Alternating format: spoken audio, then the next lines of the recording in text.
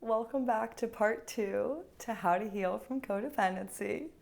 We're here to get into the nitty-gritty. We've talked a lot about self-awareness, accepting our limits, and the most fundamental boundaries for healing from codependency.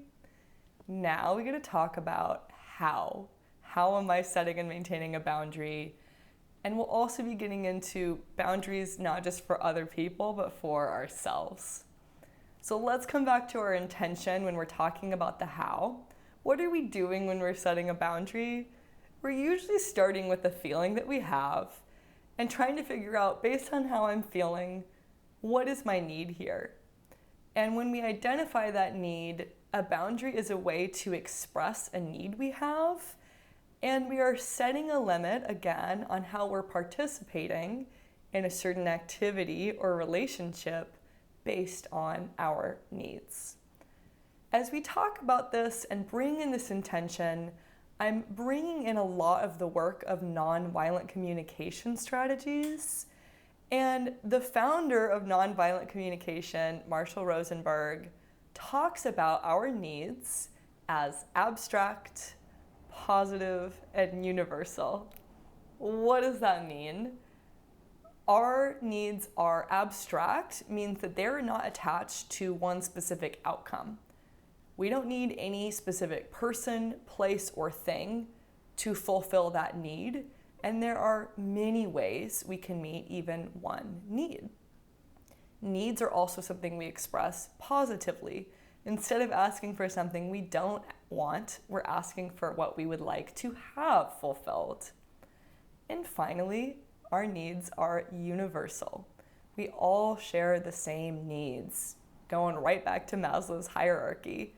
And we might have different amounts of different needs that really speak to each of us as individuals, but we can relate, on the level of needs, and recognizing them as universal can help us release guilt and shame we may hold over our own needs, but also try to release judgment over other people and understand, are they acting from a need that I also can relate to in some way?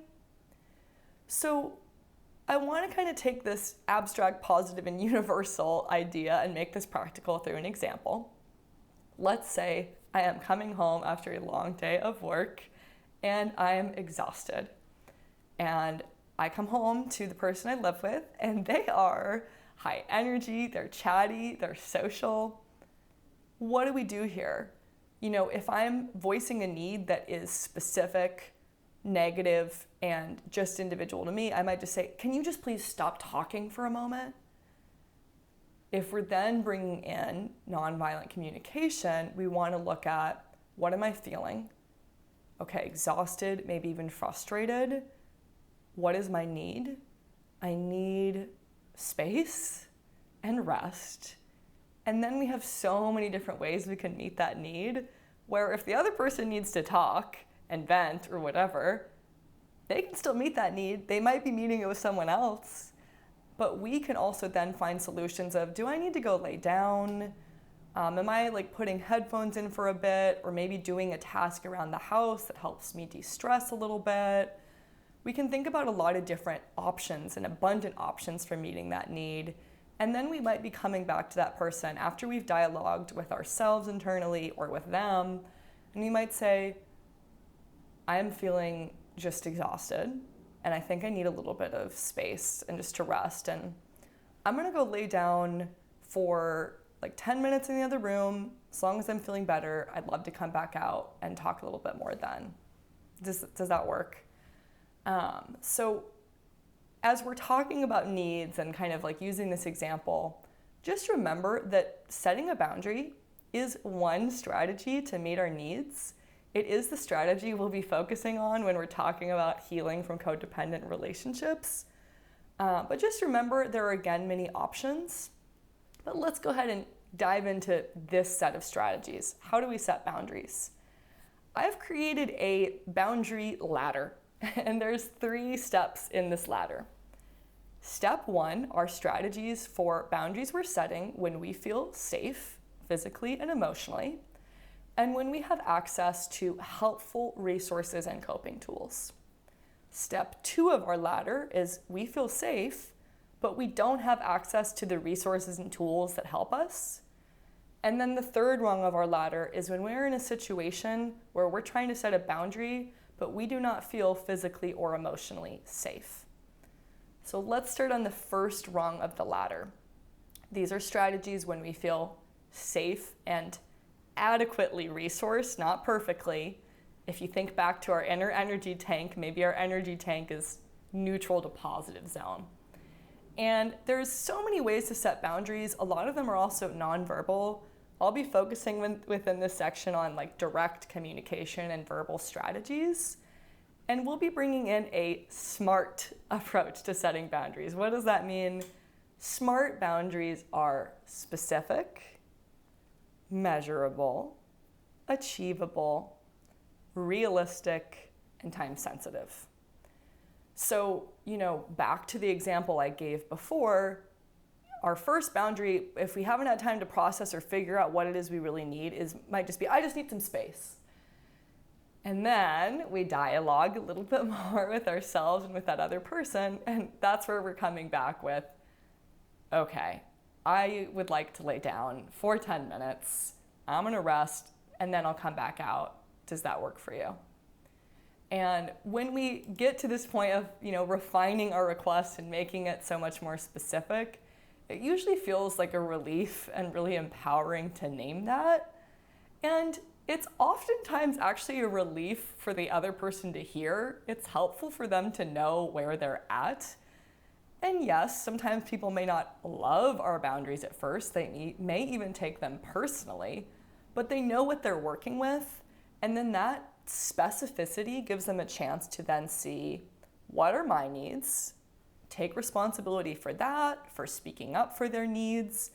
And that gives, all parties here the chance to find a solution and a strategy that's meeting everyone's needs as best as possible. So that's our general premise. As you're continuing to practice this skill, I just want to say that what we're stating is obviously really important. We want to make it specific, but how we state a boundary is almost just as important in like how that other person is going to receive the boundary and whether they'll be more open to it.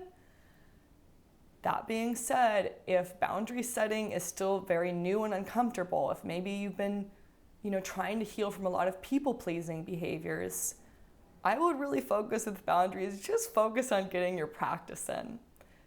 Get your reps in, so to speak. And anytime you set a boundary that doesn't work as well, hey, that's practice. That's helping you learn. That's helping you grow this skill. And you can really just kind of hold on to through this process, like, are my boundaries in alignment with my values? Are they in alignment with how I'd want other people to treat me? Like, would I be okay? And would I feel understanding if someone else set the same boundary with me? And we're also practicing with the how, dealing with conflict, what appears on the surface to be conflicting needs. My needs don't work with your needs. And that's where we come back to needs being abstract and can start getting creative with finding different strategies that meet everyone's needs.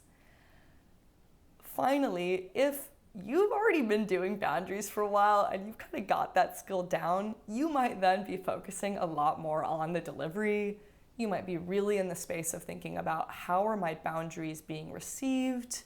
How are they impacting the people that I'm telling them to?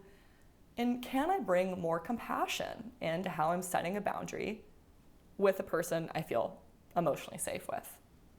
So as you're refining this skill, wherever you're at, however new or skilled you might be at this is something where there are really helpful resources out there. You can take a class. You can take a class in nonviolent communication, read the book. You can practice this, of course, with a therapist or maybe close and trusted friends, family. I also really like psychotherapist Terry Cole's work. She's got a podcast and books that talk a lot about boundaries. So let's take that first rung of strategies and bring it up the next step of our ladder. how are we setting boundaries in a situation where we don't have full access to helpful resources and coping tools? What do I mean by this? It just means that our needs are not being met on some level, so our inner energy tank is in like a neutral to negative zone. And that could mean like I haven't eaten recently, I didn't sleep enough last night. It might also mean we've had less time for ourselves. Maybe we're in a period of our lives where we're feeling more isolated. We could also be facing a problem we've never encountered before. We just don't know what to do or have the information. And then we might also be in a present situation that feels safe, but is triggering old feelings from a past situation. And we can recognize that we are not connected to kind of adequate resources when we're feeling tired, confused, or like lack of clarity. We might feel really stuck because of that, and not fully ourselves. If we're feeling any of those things, the initial boundary you might be working with is just asking for more time and space so you can reconnect back to those helpful resources. And you might just be trying to reduce the urgency around needing to respond or make a choice or a decision so that you can buy yourself time to respond in a way that serves you the best. Finally, let's go up to our third rung of the ladder. These are situations where we're setting boundaries and we don't feel physically or emotionally safe. The most common version of this that I see as a therapist with my clients is setting boundaries with someone we don't trust to respect the boundary. Let's say we've tried more of the first rung, like direct communication skills, and it didn't work. That person still disrespected our boundary. What I want us to remember, if we're not feeling physically or emotionally safe, is that not every boundary needs to come with an explanation. Especially if we're socialized and brought up to treat our needs as selfish or as a burden, and we're then like rejecting our internal limits, we may initially feel a strong compulsion when we're first setting boundaries to over-explain or justify ourselves. And I would like you to think about providing an explanation for your boundaries as a gift that you're giving to the other person. And this is a gift we want to give to people who have earned our trust. We feel safe around them. Or very important relationships in our lives. And the gift is to help them deepen their understanding of us, what our needs are, what's important to us. We're helping them see us more clearly. Without that trust that they can see us in a compassionate way, we might want to state that boundary without any why, or if you have to explain something, keep it as short and sweet and vague as possible. Because in some situations, your why can be used by the other person as material against you for that person to judge you, doubt you, make you doubt yourself, and kind of put you down. If that's happening, again, just remember, no is a complete sentence. So is walking away. As long as your actions are in line with your values, practice will help you become more firm in standing by your boundary.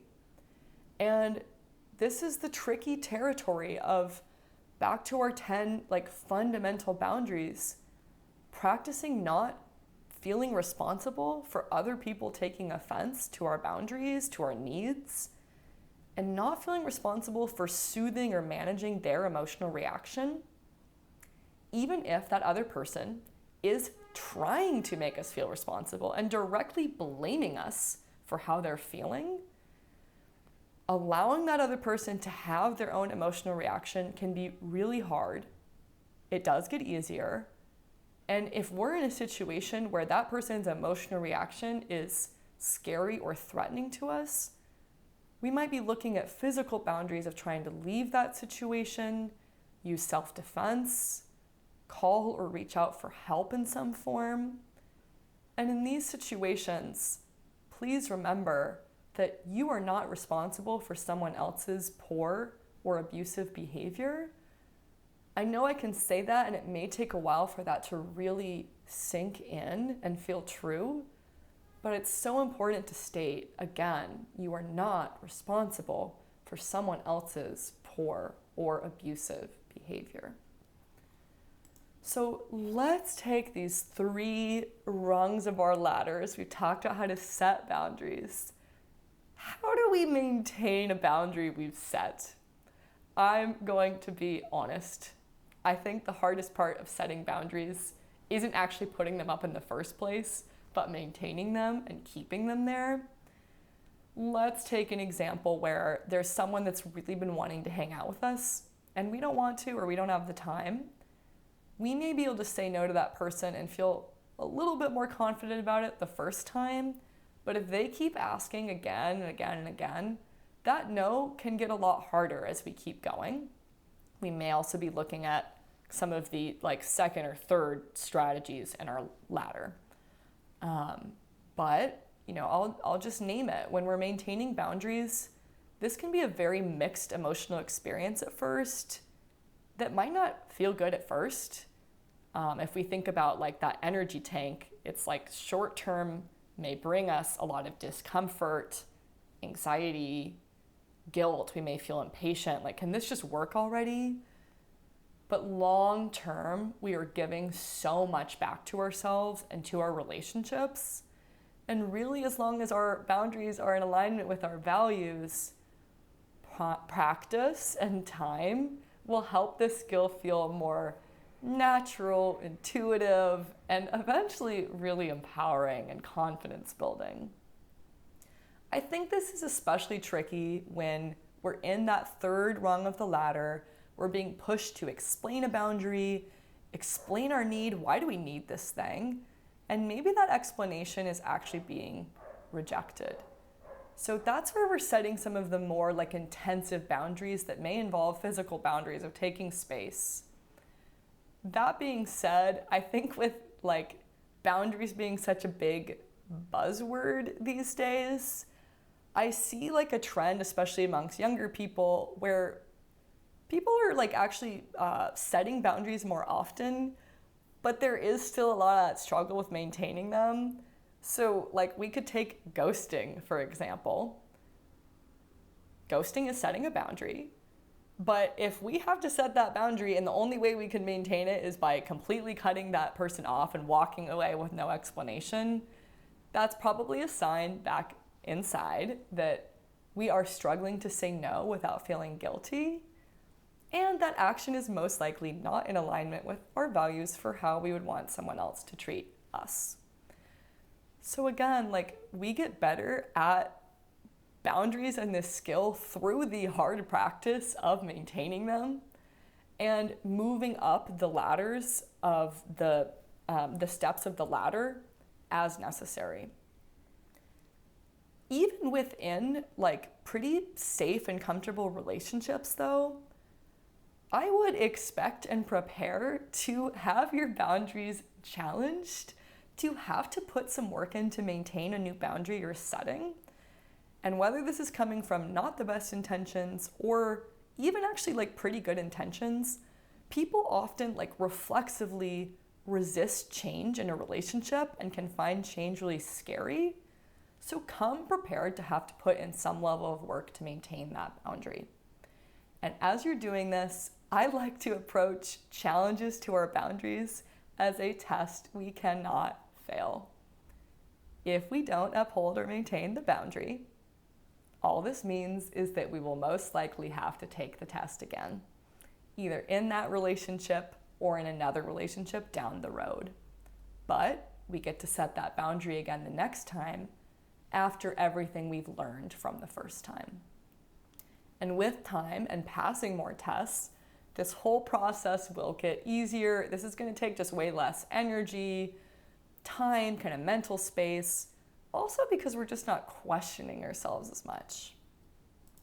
So the final piece I want to speak to, we've talked a lot about external boundaries. Let's close talking about internal boundaries, boundaries for ourselves. This can really help us with not over assuming responsibility in our relationships. So these are boundaries to discern what is appropriate responsibility. And what we're starting with here, our guiding post question, is asking ourselves, what parts of this situation are in and out of my control? Again, what parts of this situation are in and out of my control? If we are trying to change another person, who they are, their behavior, their thoughts, their feelings, that is out of our control. It is also usually ineffective and doesn't work or takes massive amounts of energy, even if it does. And it is infringing on that person's autonomy and individuality. And just as we can't immediately, or we can't in general, change other people, we also cannot immediately change ourselves and our own feelings and reactions. We can work with how we respond to a feeling that has come up. So as we're working on this, I like to bring blame into the conversation. Let's look at how we relate to blame. And I find there's a pattern for most of us. With blame, our first reaction, if we're internalizers, is to internalize blame. And if something is challenging or stressful, we're looking at, what did I do wrong? Is there something wrong with me, and how am I to blame?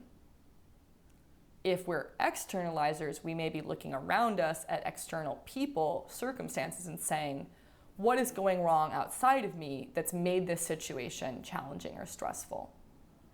Whatever direction the blame finger is pointed, typically blame is actually a way we're just avoiding taking responsibility, either for ourselves and our own actions and their impacts, or for holding someone else responsible for their actions and the impacts of those actions.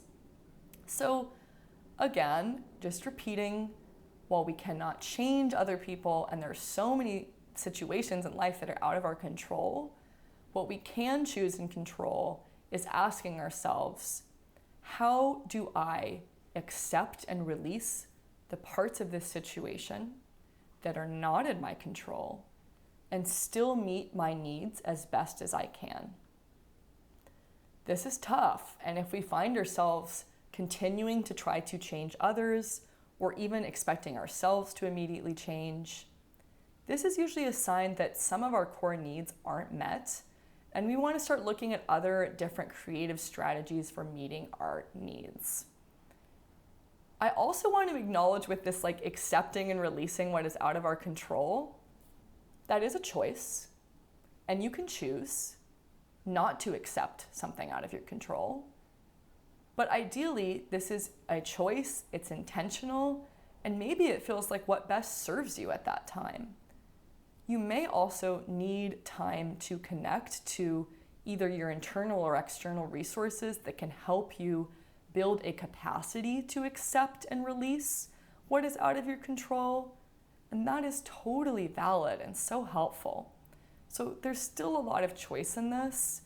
And just as we've talked about in these video strategies to externally act on and voice our needs, there are just as many strategies to internally release and accept what is out of our control. If that's something you're really interested in diving into, let me know in the comments. We can do another video on releasing responsibility with just that focus. But for here and now today, again, when we're in a situation where we didn't choose something or predict something, what is in our control is how am I reacting to this?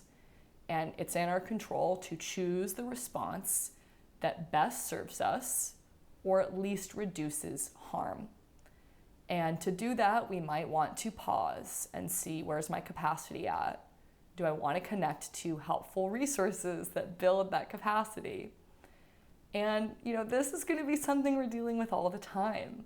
There's so much in life that is out of our control, like all other people, and so many other circumstances that we don't choose, but have to deal with.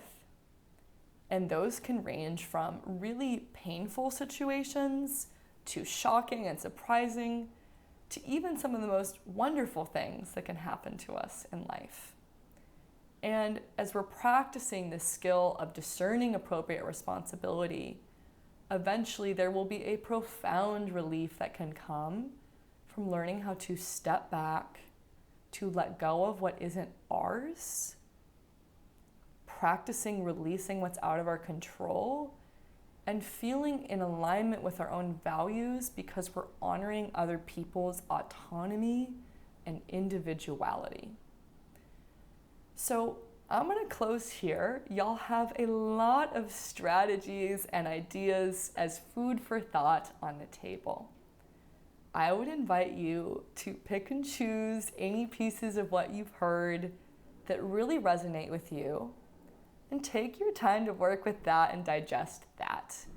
This is something you may want to revisit certain ideas, revisit the video, talk about this with other people, connect to those resources. Give yourself time to digest this. You don't need to be remembering all of this or changing immediately. If you're taking away kind of one piece from this video, that's really all that I'm here for. I would love to hear what that one little nugget is that you're taking away with you.